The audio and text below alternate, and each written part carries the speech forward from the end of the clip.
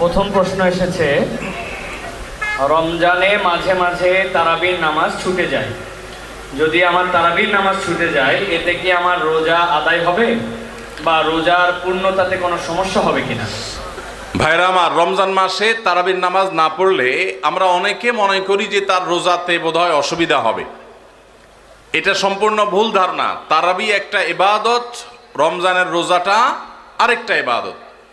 যেহেতু তারাবি না পড়লেও রমজানের রোজা হয়ে যায়, তাহলে তারাবি পড়ার কি আর দরকার আছে? কেন? রোজা তো হয়ে যাবে। আলাদা ইবাদত।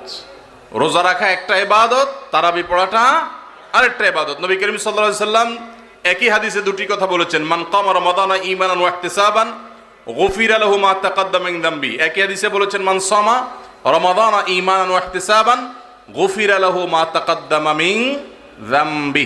যে ব্যক্তি ঈমান এবং ইখলাসের সাথে রমজানের রোজা রাখবে, আল্লাহ তার পূর্বের গুনাহ মাফ করবেন। যে তারাবি পড়বে তারও পূর্বের গুনাহ মাফ করবেন ইনশাআল্লাহ। এই জন্য ভাইরা, তারাবির নামাজ পড়তে হবে। এটা সুন্নাহ, গুরুত্বপূর্ণ সুন্নাহ, সাধারণ সুন্নাহ না। নবী সাল্লাল্লাহু আলাইহি সাল্লাম ছাড়েন নাই, সাহাবীরা ছাড়েন নাই। কোনো ওযর ছাড়া তারাবি ছাড়া যাবে না। জামাত ছুটে গেলে একা একা হলেও পড়বেন, কিন্তু কোনো কারণে পড়তেই পারলেন না, সফরে আছেন, ট্রাভেলে আছেন, বাসে ছিলেন, ট্রেনে ছিলেন, নাইটে সফর করেছেন, তারাবি পড়তেই পারেন নাই, ইনশাআল্লাহ আপনার রোজা হয়ে যাবে। তাই বলে তারাবিকে অনেকে অবহেলা করেন আজকাল, যেটা তো সুন্নাত, না পড়লেই কি। এই অবহেলাটা আরেকটা দোষের। তাহলে আমাদের মধ্যে দুইটাই সীমালঙ্ঘন। কেউ মনে করেন তারাবি না পড়লে রোজাই হবে না, এটা হলো বাড়াবাড়ি।